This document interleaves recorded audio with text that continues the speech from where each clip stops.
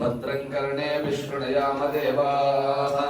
भद्रं पश्येमाक्षभिर्यजत्राः स्थिरैरङ्गैः सुष्ठुवागुंसस्तनोभिः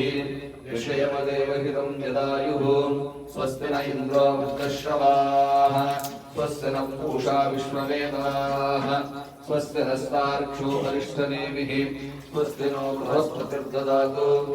ॐ शान्तिः शान्तिः शान्तिः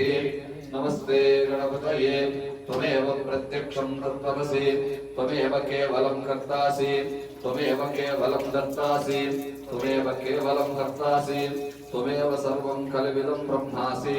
त्वं साक्षादात्मासि नित्यं ऋतं वच्मि सत्यं वच्मि अवत्वं माम् अववक्तारम् अवश्रोतारम् अवदातारम् अवदातारम् अवानुशानम्